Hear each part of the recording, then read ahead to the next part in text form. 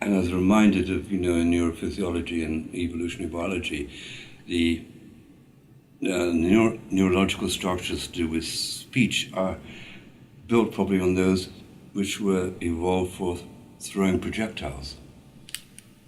This whole thing, that action. And you get it in speech forms, you pick it up, it's actually a missile. Bam, it's coming out on you. So that's why I've been desperately concerned with finding ways which are really a two-way flow, at least, not this one way. And people build up, I think that, I was going to say, build up the frustration during the presentation, so they've got to come up with something. And it's a counterattack. And it's actually, you can hear it in some of the responses, it's a counterattack. Yeah. Because they've been hit by somebody for an hour. Yeah. It may sound silly, but it's really what I experience. I think most of the presentations, the central idea could be put in a few sentences. The rest is like what you did. You had a lot of stopping, and there's another sort of action involving the people. So at least the people are able to contribute to what's going on. And if there's none of that, I think it's infamous. It's inhuman. Mm-hmm.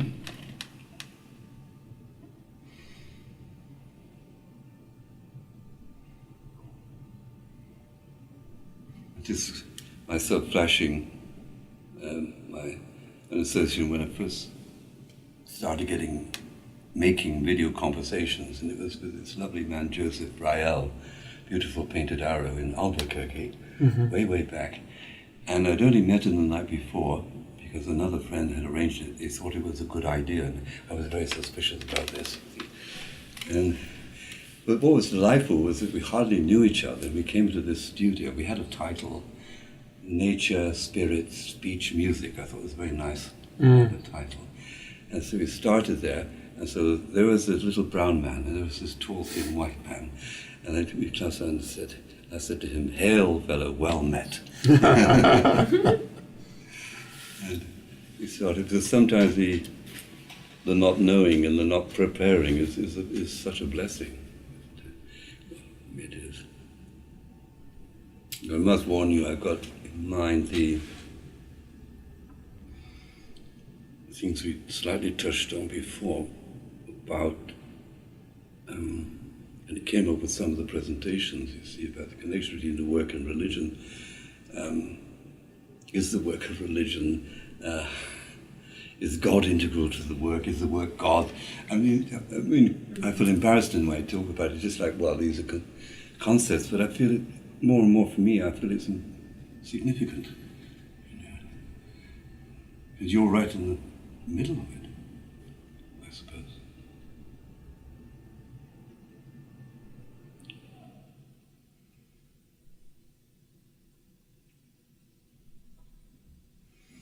And I think there's a certain possibility with all this, partly because of what seems to be an ambiguity in Gurdjieff's approach to religion. And that ambiguity creates a space. Because at times, for example, in Search of the Miraculous, Gurdjieff speaks about the absolute, almost as if really it were a deduction rather than anything else. But then in Beelzebub, his endlessness acts and things are said about him, even though it's very difficult to grasp what they are. But there are angels, there are archangels, there are seraphim and cherubim.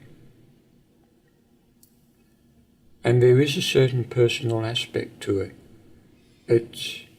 It's not personality as we know it, but it's there. And I find that ambiguity is also reflected in Gurdjieff's life. You might know the story how towards the end of his life he had some of the men pile into a car with him and he drove outside the Russian Orthodox cathedral in Paris, I think it was. Mm-hmm. And they just sat outside the cathedral for a bit.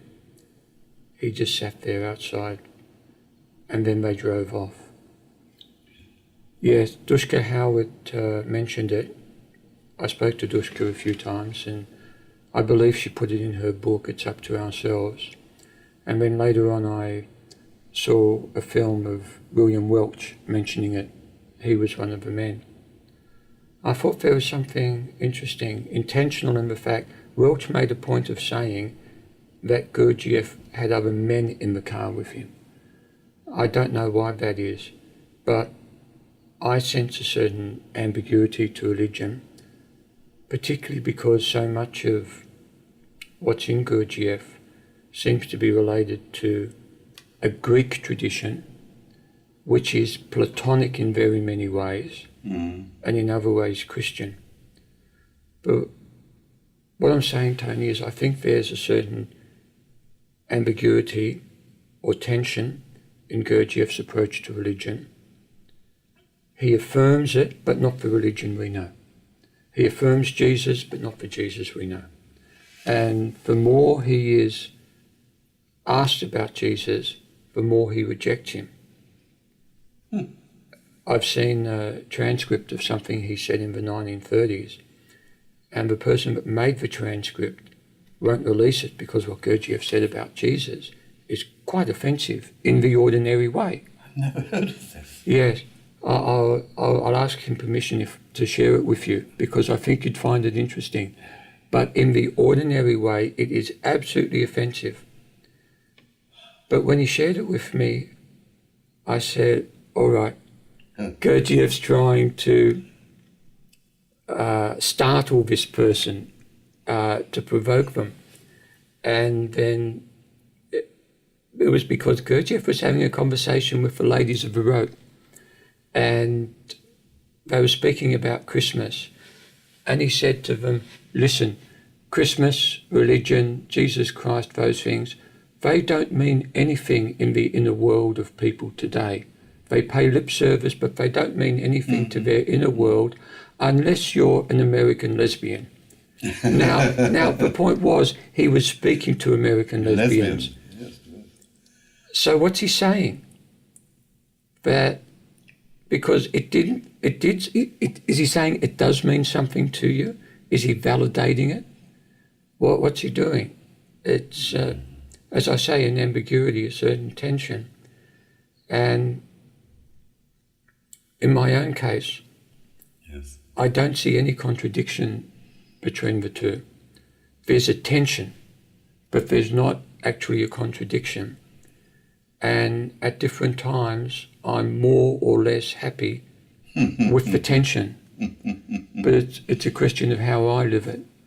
So that if I wanted to oversimplify, I'd say that our Lord Jesus tells me what to do, but Gurdjieff is the greatest single assistance in doing it. Where is that? I don't remember prayer for something. It may have been from Bennett, which I don't remember at all exactly, but it reminded me of it. It's like the addressing the Lord and also praising his conscious assistance. I don't know where precise wording of this, but it seemed to resonate with what you're saying about the assistance. It's like God commands that there's like how, which is such a strong thing. You want to be a Christian, but you've got to be able. How do you get able? And that's always fascinated me as a theme from Gurdjieff, and Bennett picked up on it. Is all the people in the world go by, this is desirable, that's not desirable, we're striving for this, striving for that. Hardly anybody pays attention to their ability, their ableness. And it became almost a fetish for me. Ableness. It's enabling energy, and that story is about borrowing energy so you can do an exercise for a certain time, because you can't generate it yourself. Yes. Yeah. Seems. But what do you think about that, Tony? Do you sense some sort of tension in Gurdjieff and his attitude to religion? Yes. Well, at least this, I've he never lands, he never settles. It's never, how to say it,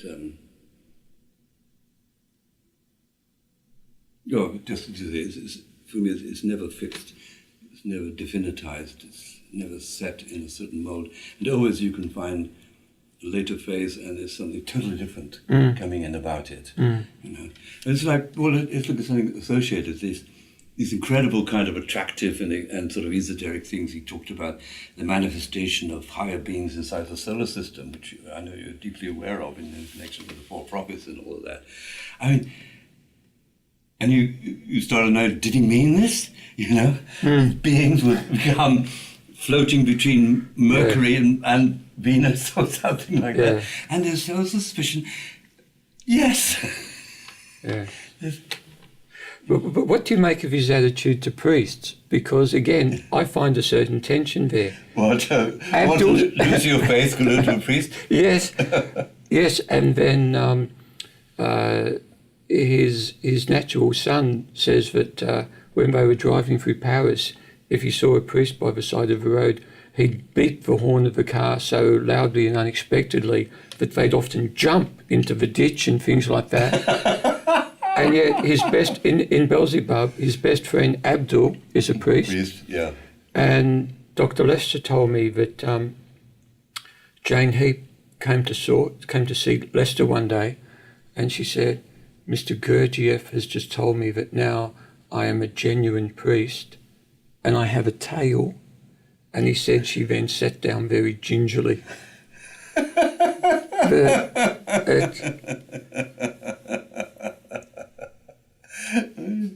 What does it mean? For people, it evokes this sense, as Gurdjieff had an element in him of the peasant. Yeah, yeah. You know, it's like in France, the peasants actually really deride the priests a lot. You know, it's something to do with that kind of essence, earthbound connection. Of course you don't trust the priests. Of course they're crooks and maniacs and all the rest of it. And so I think it's part of the culture for him to do that. He had a very entertaining story of Thermoses, an Armenian priest, in the 1931 edition of Beelzebub. And Thermoses is a real character.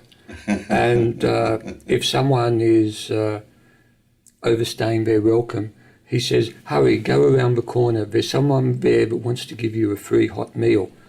And why he took Thermoses out, I don't know.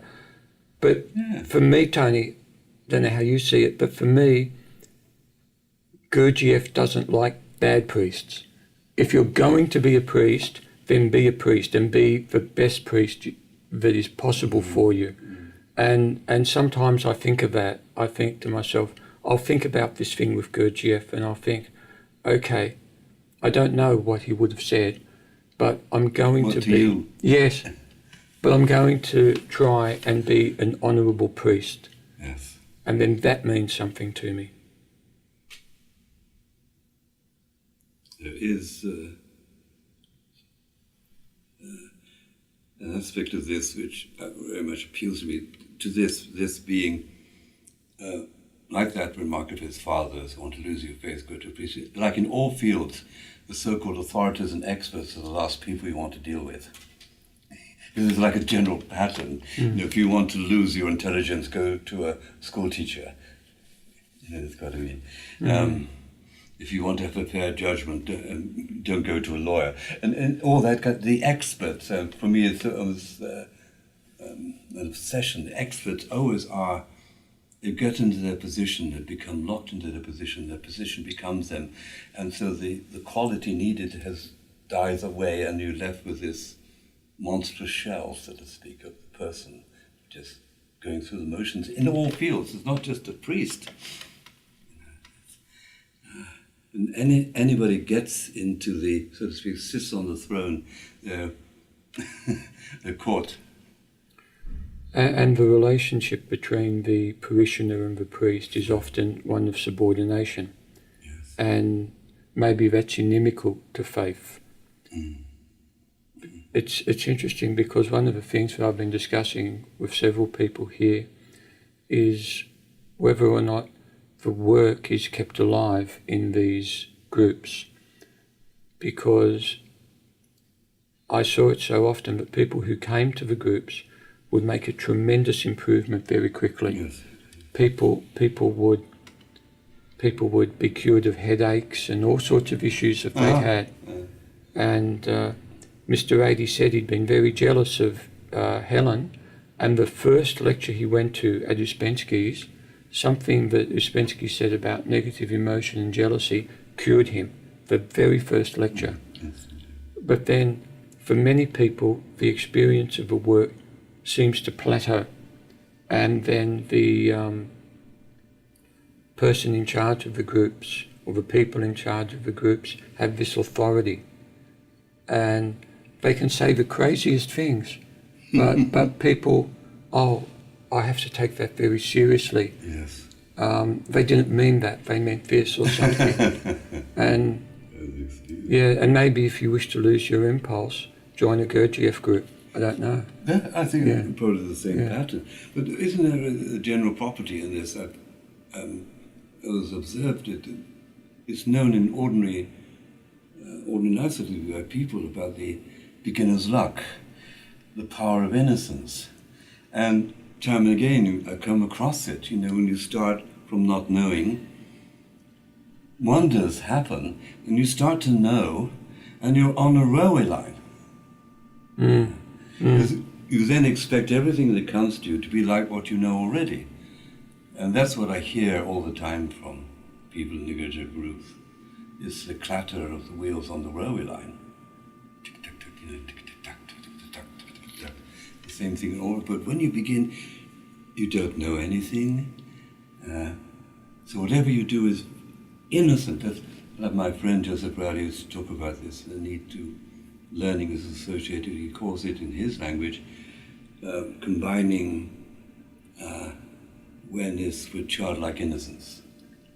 So without this innocence, there is no learning. But people, when they begin to know things, become stupider. Intelligence goes. So I think it's a general property. But it's the sort of thing, I think, if it's a general property, it should be known and understood and something to be done about it. But what I see everywhere is people ignoring all this common sense, all this known about patterns of human behavior, and going on as if they were gifted with some special status or reality, which means they don't have to bother to investigate anything at all. We are the chosen people. I find there can be a certain insularism, of course, and it's often said, academics often remark that people in the Gurdjieff tradition see nothing but Gurdjieff. That's quite true, man.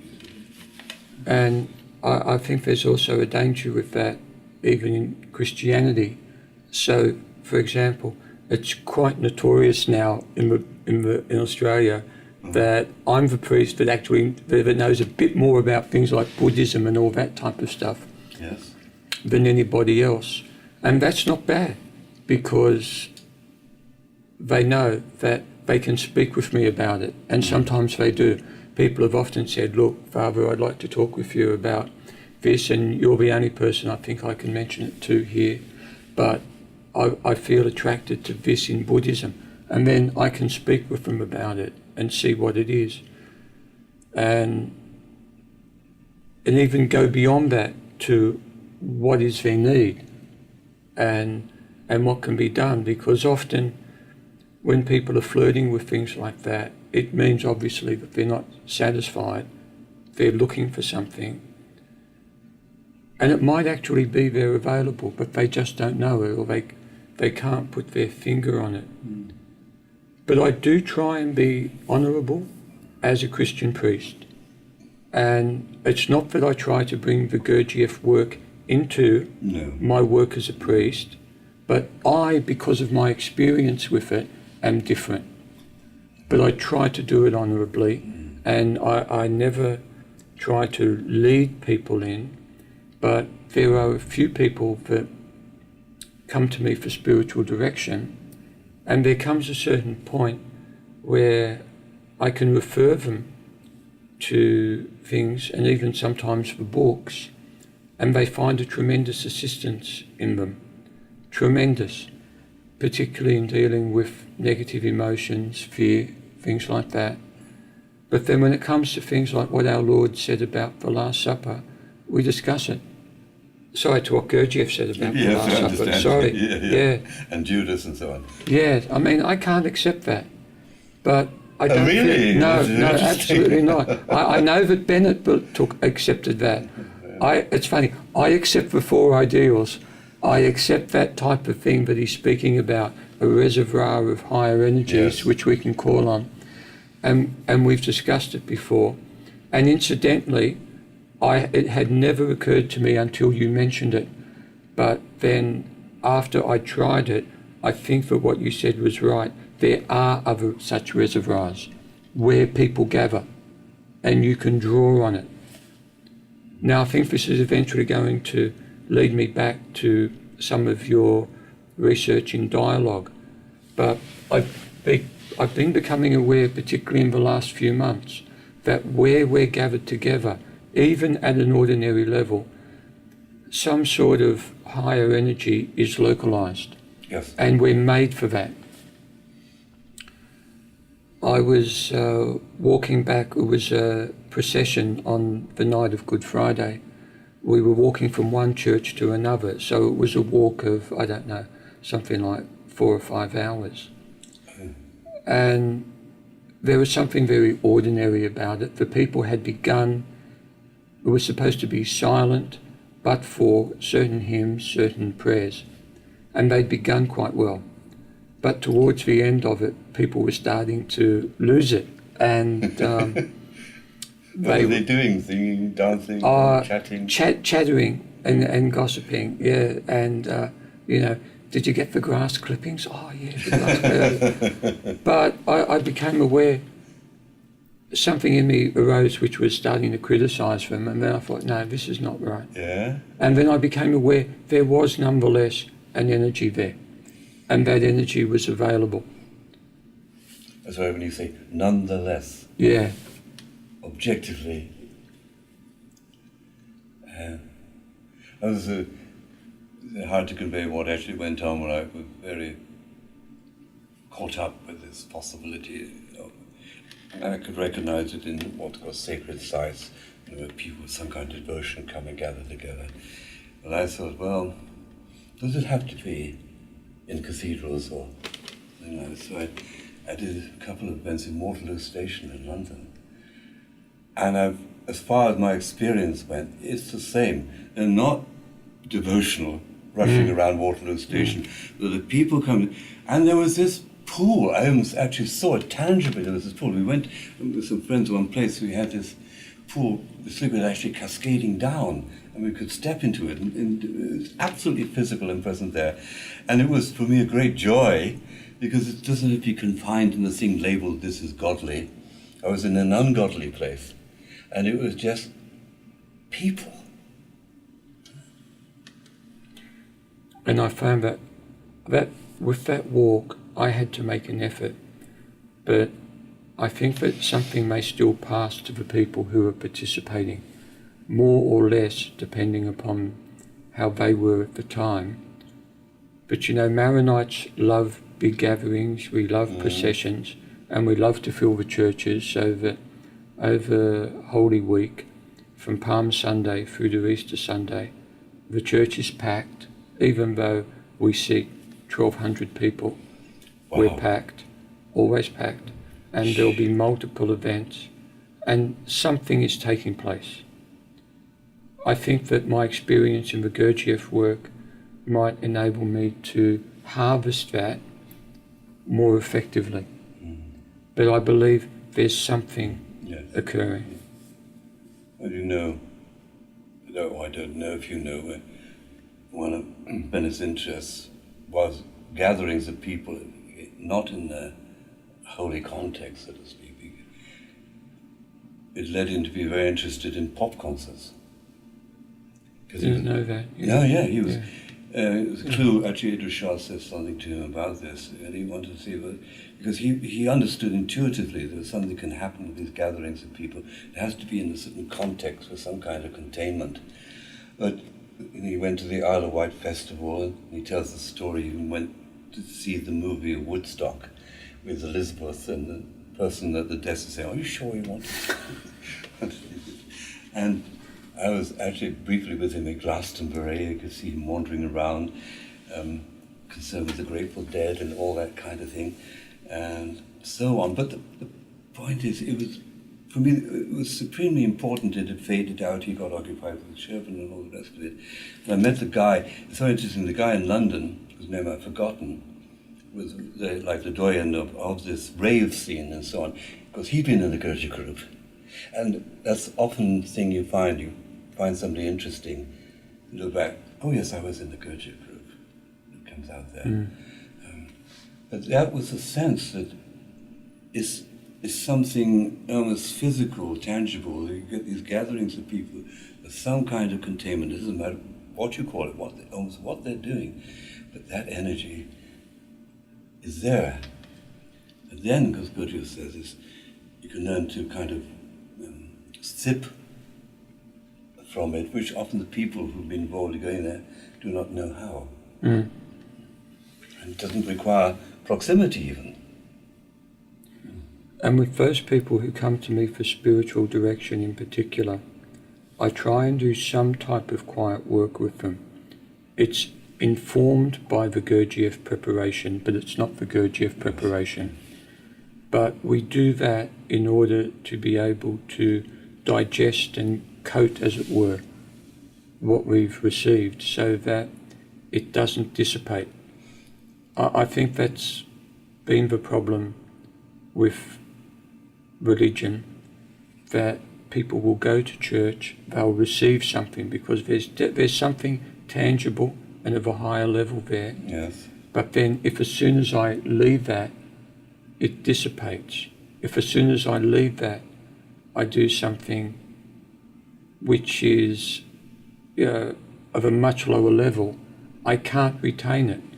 So I have this experience, I lose it. Then I want the experience again, then I lose it. Yes. And too many people, and they're right to ask it, they say, what's the point of going there if nothing remains? And that's a very important thing for me. You know, in the old Catholic tradition, it used to be that after Mass you would stay for a Thanksgiving, a silent Thanksgiving, a prayerful Thanksgiving. I didn't know that. And yeah, and it's very important. Priests are told to do it, but we don't always do it. In Lebanon, they're actually a lot better at that. In Lebanon, you very frequently will see that the Maronite priest will enter his church and he'll make a silent preparation before the altar for 5 minutes, and then he'll go and prepare. And then at the end of it, he'll make a silent preparation for a further 5 minutes. Thanksgiving. A silent Thanksgiving at the end for a further 5 minutes. You know, that corresponds to this element from the work of practical know-how. Yeah. You know, what really works, which is strangely absent from so many things in human life. But I can't resist this anecdote. I was in Cork for a while in Ireland, and occasionally went with some friends to the cathedral in Cork, and I heard that somebody was telling the story about it's a kind of common joke, this guy. He was always drunk on Sunday, and they said, like, Murphy, why in God's name he was drunk on a Sunday, on the Sabbath? And he said, well, I go to Mass, he says, and I feel so good, I've got to celebrate. This is beautifully Irish, but it illustrates your story, but with another take to it. And seriously, I believe that this relates to what Mr. Adie was talking about in that reading that I used on Friday, that when I have this experience, there's a higher energy localized. But if the higher energy can't be contained and digested, it escapes into the body. And when it escapes into the body, it's experienced in an explosive form. And so he said that's why there's this impulse to get up and run away. But it's exactly those moments when the impulse to get up and run away, or to goof off, or go to the pub is the greatest, that the benefits would be the greatest if I could contain it. Because you have a force there.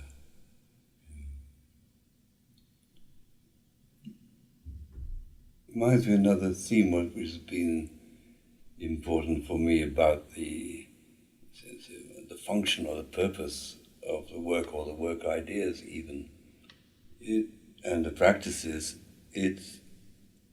I tend these days to think about them as a kind of, bit like a kind of, what is the word, exercise, hygiene, something, because to prepare the nervous system to receive the higher energies, as you say in life, people are hit, and they must be hit all the time by extraordinary things. As you say, it flashes in and flashes away, or something like that. But to hold it, you've got to be able to hold it, and it comes from the kind of work practices, which is very much so much centered on containing, providing a vessel. You can't cook without a vessel, that kind of common sense. And so this practices as such don't lead to anything, but they enable something to be received. Now, you could create a place for these things to go to, a home for them.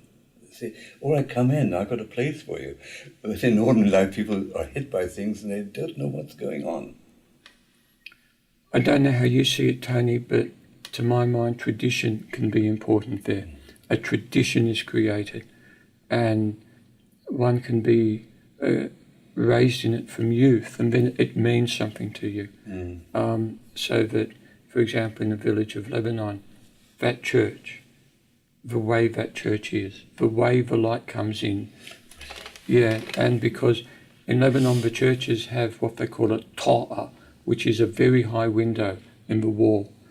And I'm no expert in it, but it seems to me, I've noticed that when the light comes in from the ta'a, it's always more visible as a sort of finger of light coming down than what it is if you have windows like this, large apertures in the wall. And it's a different sense. One day I remember I was leaving one of the old churches, and when I got outside, I lifted my head because they have low doorways. They deliberately have low doorways. So you have to... Yes, that's right. There's a folk legend that that's because the Turks used to ride in on their horses, but it's not. Even the old churches before the Turks have such doorways. And I read something in an old Syriac poem that it's because you're leaving earth and going to the threshold of heaven. And so you bow your head to enter these churches, and the light's quite different. It's darker. The lighting is from candles or any light coming in through the ta'a, which has a different quality, a more mysterious quality. So archetypal. Then when you leave, you have to bow your head again and come out. And I came out and I had to blink from the sunlight. And I had a sense, yes, I've left one world and now I'm in a different world. I must adjust. It was just a natural help. It came from the tradition.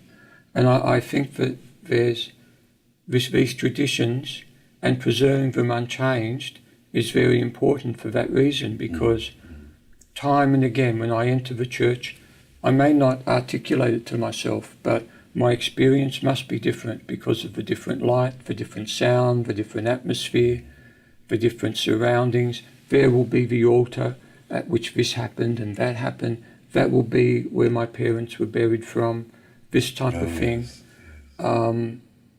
And they retain associations. Even the respect for the priest has a certain value, because immediately it gives reverence, this religiousness, a certain personal manifestation.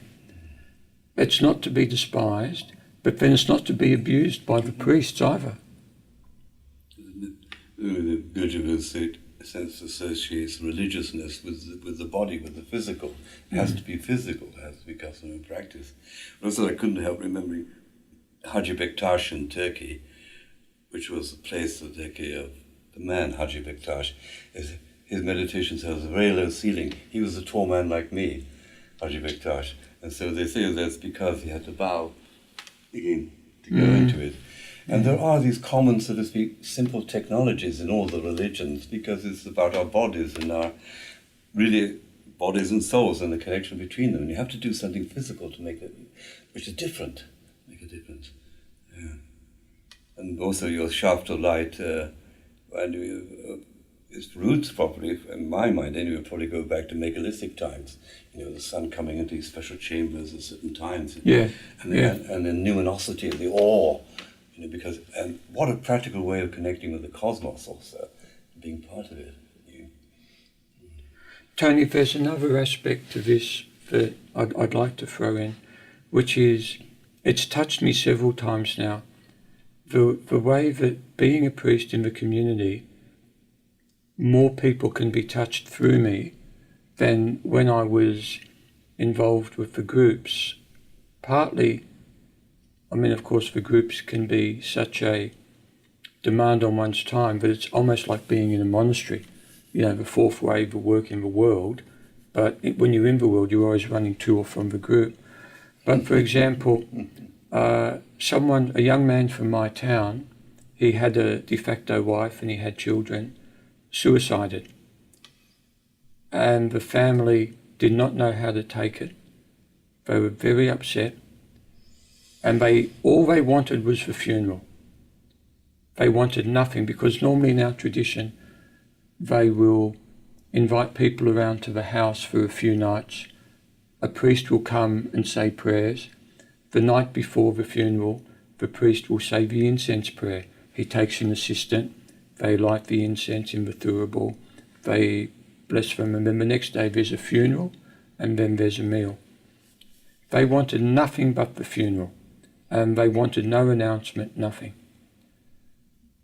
Anyhow, when they planned this, people started coming to the house anyway, not in large numbers, but 20 or 30 people. And then they said, oh look, you've got Father Johanna, which is my religious name.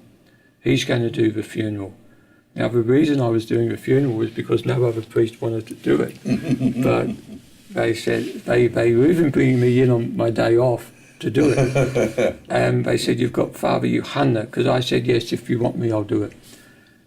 And they said, oh, okay, well look, if it's Father Johanna, then tell him that people are coming to the house. If he can come and do the incense prayer tonight, that would be good. So I went with the assistant, we did the incense prayer, things started to change for them.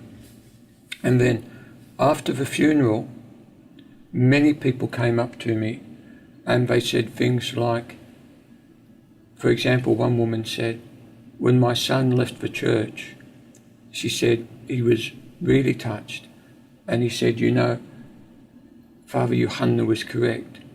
We can't judge and condemn anybody. Everyone has their own life. And things like that. So many people were touched. Had I not had the background I did, it wouldn't have been possible to manifest something which would assist at that time. And I believe that that's a valuable thing. These are people. They are in a situation of need, great emotional pain, but something was possible. And I think I'm sure, had I not met the Adies, I could not have done that. And the other priests knew that they couldn't do anything. But I was able to find some form of words and some way of delivering them so that many people listened and they heard. And so this great shame of having a suicide in the family. You do.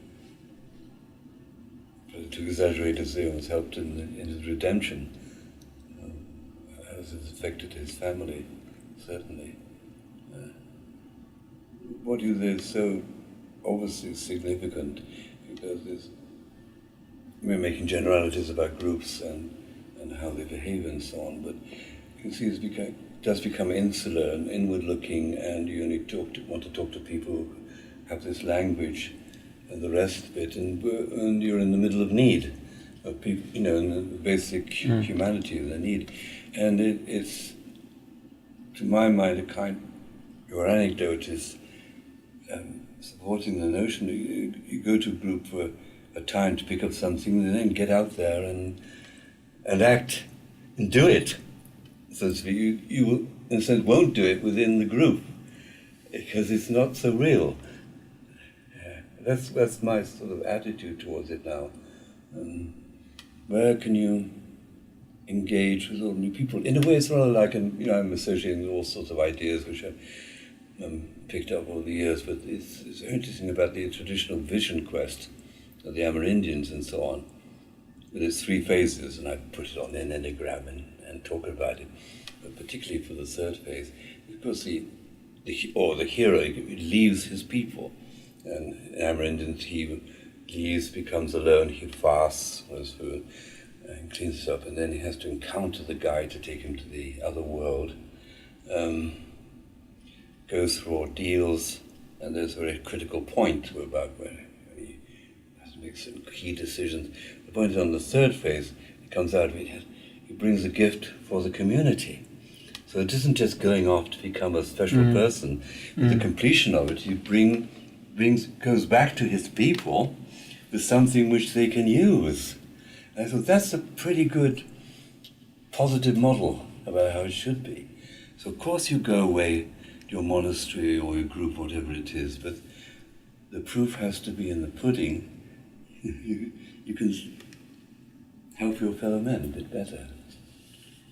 I was reading an account of Gurdjieff's Paris years recently. It was a Christmas evening, and someone said that now that you've finished your Christmas celebration with Gurdjieff, the poor people from the neighbourhood are going to come from midnight till dawn, and Gurdjieff will be giving them something. And I've sensed for a while, even while I was with the groups, that this was something we were lacking. I'm not saying we had to do exactly the same thing, but something corresponding had to be not only possible, but I feel a being demand upon us. And part of the reason I'm a Maronite priest, even though it's very difficult for me because their culture is so Lebanese, and they're actually Lebanese chauvinists. They don't have any regard for anything except Lebanon. It would be much more comfortable for me as a Latin priest, but I don't feel that they're my people, not the same way. The Maronites are my people, and so hard as it is, I live and work with them. And it's something like what you're saying. If I'm not able to assist them in some way, it means I'm not receiving. And to the extent that it has to be reciprocal. And the one will show the value of the other. And Mr. Adie was always saying it's not just a question of your state when you're sitting on a chair or contemplating or something. What you do and how you do it will show what your state actually is and what the value of that is. If you're sitting there, concentrating on your state, you're probably very dysfunctional. So it's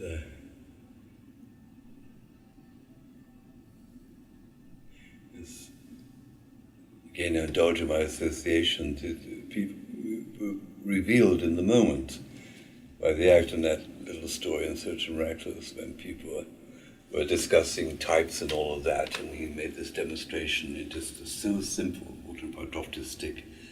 What do the people do? And each one had a different response in that moment. Yes. Isn't it like that? Yeah. And all this. It's almost like you don't need preparation, because if it's in you, it'll come out. And if you have to sit down and prepare, it's almost as if you blocked yourself from doing something. As a special thing, I have to pump up the machine to deliver this. It's something so, how to say it, or maybe it's that you do so many things and practices and artificialities and experiments, but they've all got to go. And the thing which makes it all work is need. You see, I had a friend once had a mongrel, is the right word, mongoloid daughter, and she was even in her 20s, and he had to change her nappies even. You could see what an effect it had on him, because he was in front of his naked need, and that transforms us more than anything else. I mean, all our, I call it pumping up, as a metaphor, kind of, is a sort of interim phase. It's because it's only becomes like a quantum phenomenon. There's need, and then it actualizes. And it's almost we're like beyond consciousness, because it's in the act. The act is it's in pure doing. You don't have to be aware in a different state and all embracing and balancing your centers and so on. You've got to get on with the job. Tony, there's something about that I want to say, but first of all, from time to time I've been trying to sense, as it were, the space between us, because this should not just be an ordinary conversation. What you've been studying, researching about dialogue, and as he said to you, discussion being similar to percussion, that type of thing. And sensing the space and what can travel, what's appropriate to travel, that type of thing. It leaves me with a desire, a wish to go back, when I go back, which will come soon enough, to follow this up with the people there, both in smaller groups and in larger groups. Because sometimes, even particularly celebrating the Mass, one has a sense of it, a space between the altar, myself, and these people. And it always brings a certain feeling of unity, it always brings a certain feeling of responsibility, but you never have to think about what you need to do or how you do it. There's something about that which will tell you. But one thing I did want to say apropos of what we've been speaking about now is that I've been trying to research Eastern meditation and other things, and to compare them with what Gurdjieff brought, and to see, why did Gurdjieff bring it late? What are the differences? Why? And I first came across it in meeting people who'd been studying TM.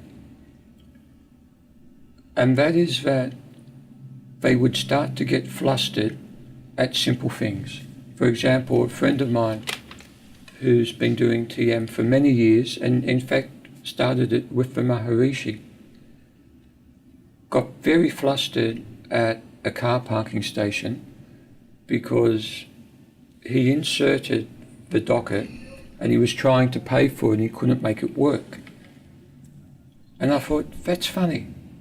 He spends that 20 minutes every morning and again every evening doing his TM, but when it comes to a simple machine like this with a flat face, he gets flustered.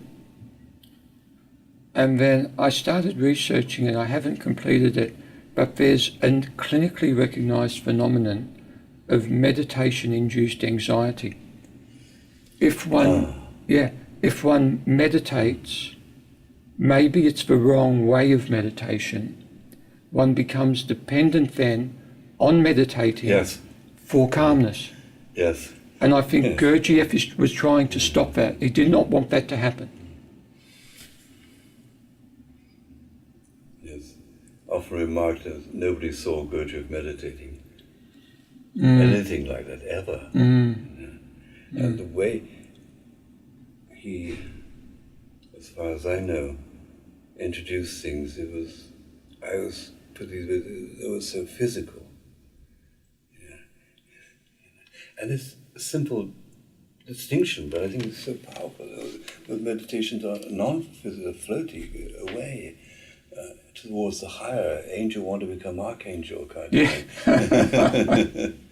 And the simple thing he had, people want to get out of their bodies to higher, but they've never been in their bodies to start with. Yeah. It's incredible. Like one of my sessions, people say, I want to get beyond linear logic and rationality and so on. And I said, please be rational to start with, to get beyond it. If I meet somebody with rationality, I would regard him as a saint. in terms of what's going on. But so he really, it's sort of like a classical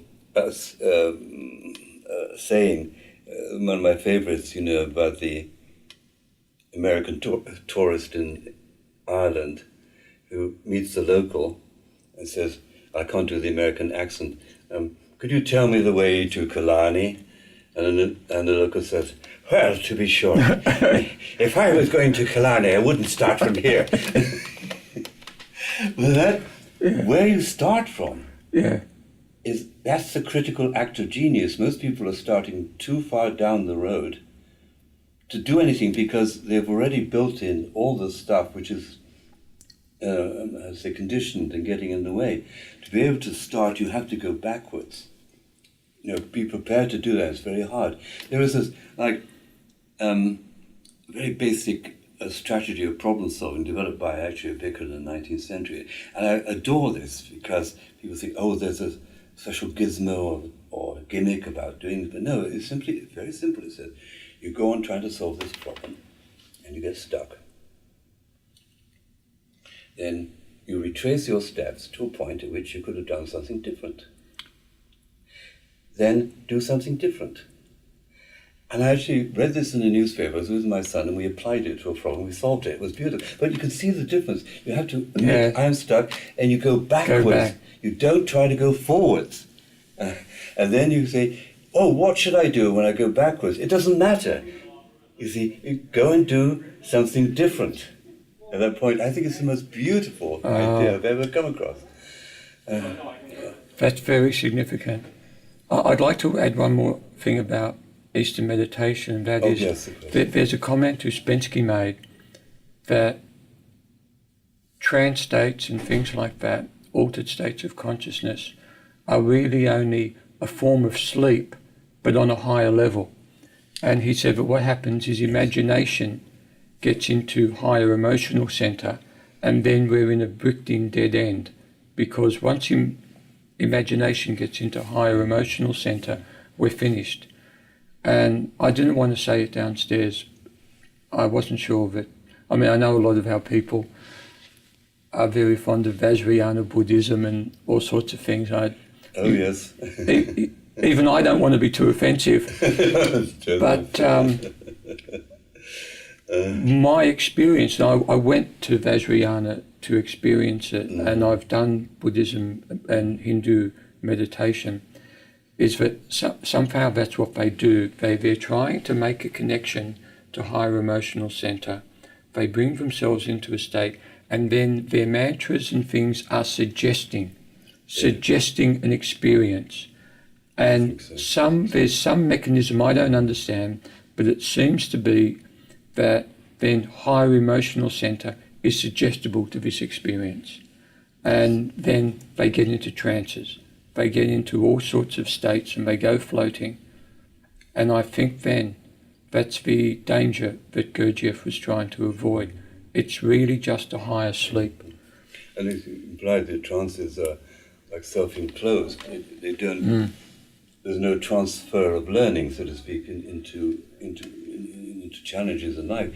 I just wonder if I can say briefly about my own practice, if it can be called that, because it's sometimes I'm completely at a loss, and it's, I don't know how it's been with you, but for me it's taken its own course, so to speak. In a sense, God knows what I'm doing at this point, but for me it has this touchstone often that I reach the point I just really don't know what I'm doing.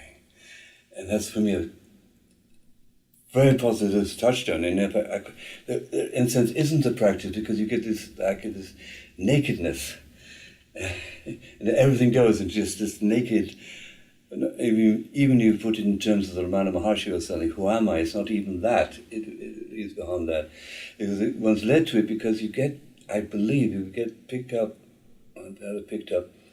There's something very important about the basic exercises, because it gives you, again, this, what I call this touchstone of reality. And the first thing about sensation is, well, I can't actually doubt that here's my hand. Yes, yeah. And no matter what fantasies I have, it's got to be compared with that for reality.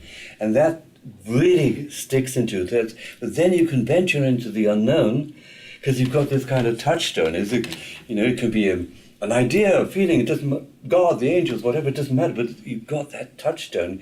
I am able to, is it like my flesh or something? And so I'm really disturbed by what happens in these sessions. I feel so out of my depth, so to speak, and unknown, and as if I'm brought to there, almost really like a genuine explorer going to this region and finding out about it. I don't know how it is for you.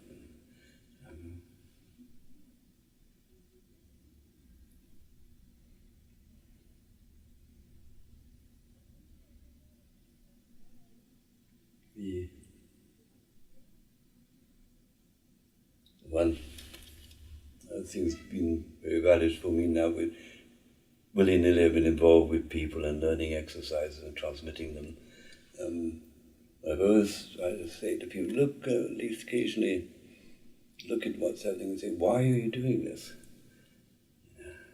Unless you can come forth with your own understanding of why you're doing it, better not to continue.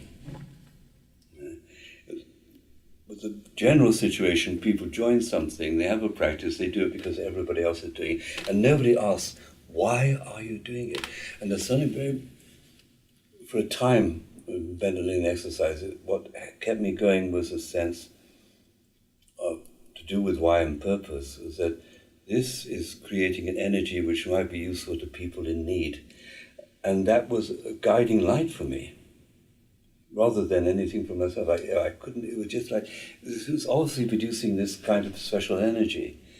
And I admitted I didn't know what to do with this energy, etc. I hoped and prayed it would go and be available, because as background of science, I know things don't come out of nothing. Mm-hmm. And if somebody's going to alter, it's got to come from somewhere. And it fitted into that understanding of the Gurdjieff canon. And there was a very peculiar time when we did this exercise of, and we didn't really ask about it, we sent it. It involved actually sending or connecting or sending higher energy into London at a particular point.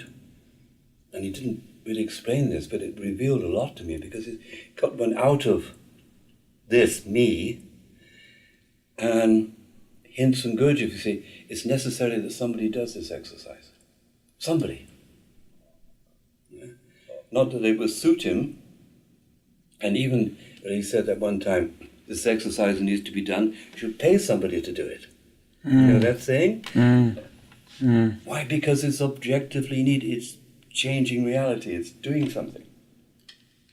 Whereas the meditation you talk about, it seems to be we're drawing into a bubble, and it floats.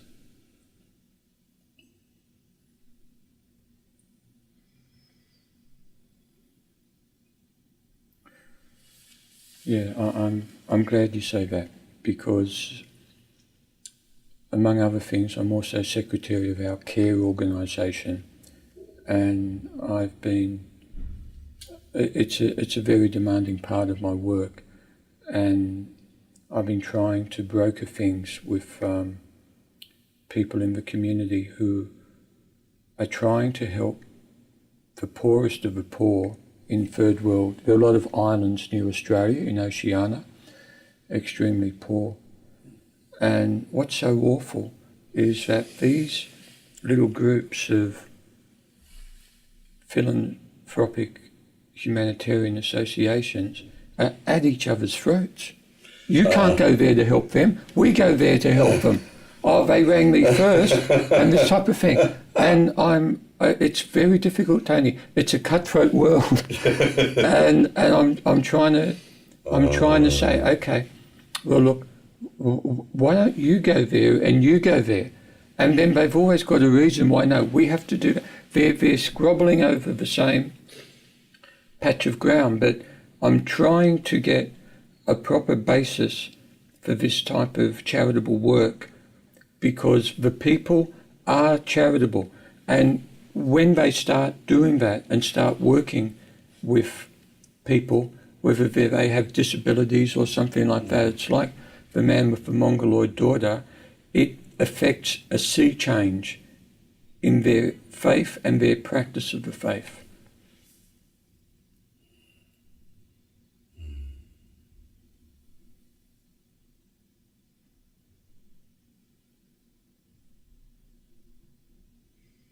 Now I have this association, remark of Bennett's I very much liked. It's only a slight remove from what you just said. It was very striking for me.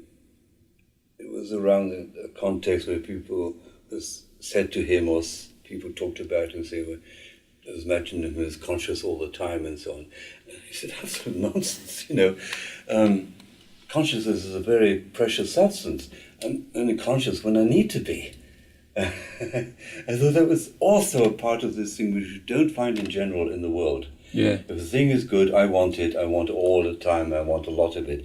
But no, when it's needed. And so then, I love, because one of his things was always getting beyond consciousness, and so I kept that, because one of the things about Eastern religions, for the Westerner, all these translations just go on and on talking about consciousness. Consciousness, everything's translated as consciousness, you see. And no other side. And Bennett's thing was will, and I think it's highly significant, even though he got a good boost from the Shiv Puri Baba, who taught him get beyond the veil of consciousness, and he would see God.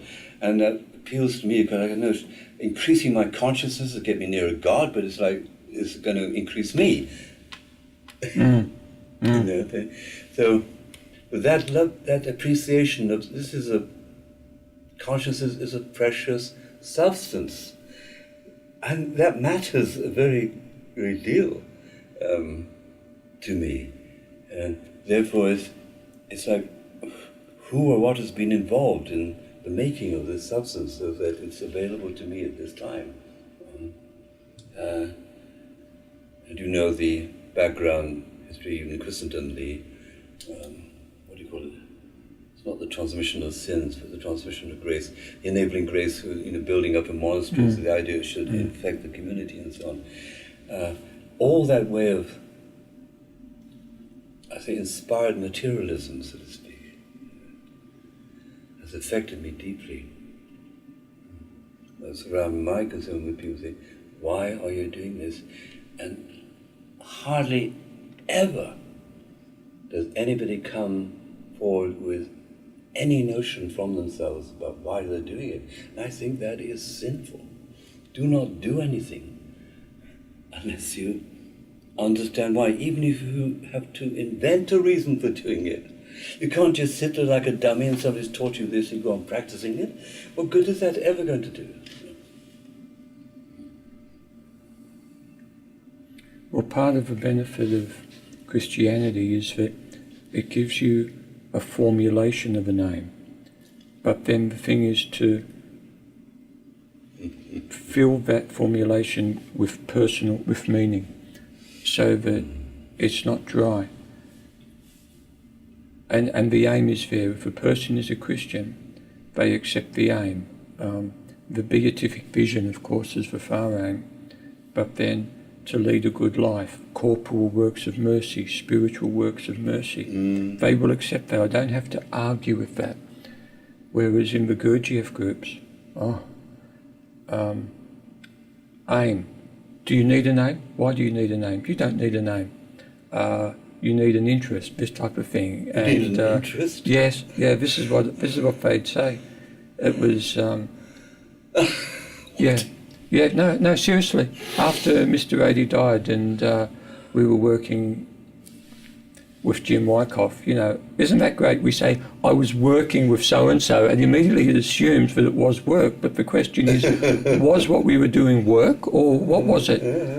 And I tried speaking to Jim Wyckoff once about work, and he looked at me scared. He said, aim? He said, we don't have an aim. Aim is too... Yes, Jim Wyckoff said I was trying to speak to him about aim in relation to work, and he looked scared. Aim, he said, that's too fixed. He said it's too rigid. To have an aim is too rigid. What? Yeah, I need to just be open. What? And afterwards, when we came back to, afterwards when we were with his people, I spoke about this, and they said, "Oh, aim, oh, I don't know. Certainly, you need an interest. Yes, you need an interest, but not aim." And I was trying to say to them, "Look, if you don't have a name, you're not even at the level of ordinary life. Right. Without a name, everything is equal." And they couldn't see it. But it kept that group independence on Jim Wyckoff. They were dependent on him. Yeah. That's right. You borrow purpose. I told you before my slogan about groups. I always tell everybody, more than when if you join a group, you lose half your will. Because you've already sold it out to the leader and so on. But this is astonishing. It's that bad.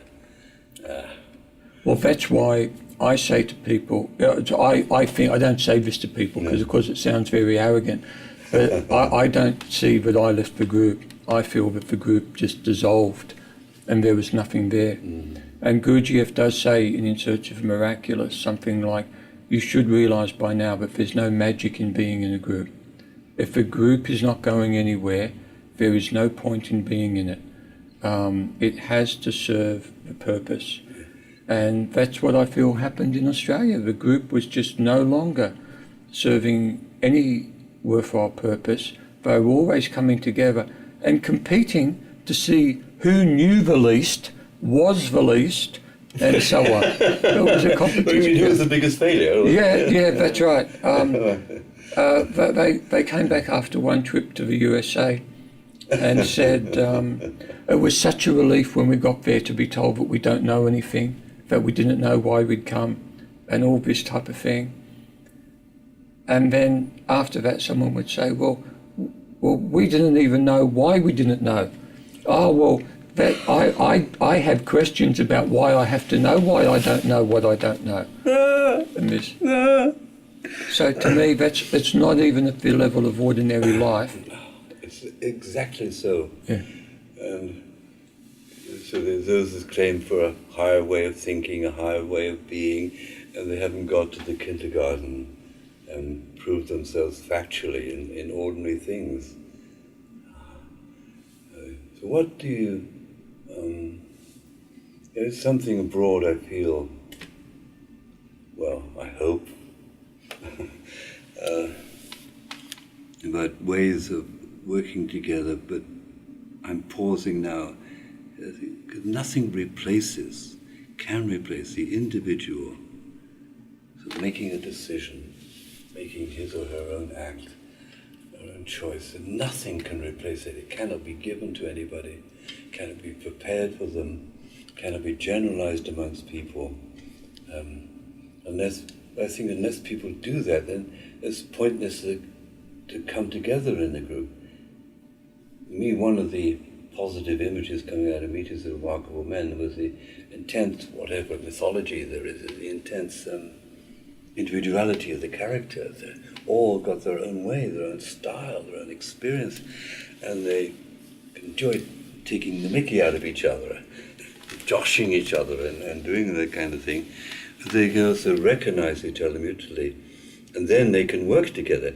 The people who join the group don't have any rudiments of individuality of this own act. So putting them together in a group is almost arch dangerous because they get less. Because you, in so many metaphorical terms, I pay you so many dollars a week so you can define purpose for me. What a wretched state to be in. Tony, I wonder if this would be a good place to stop, because Yes. what you just said now, nothing replaces an individual making his decision. It might be a good place to stop. Bless you.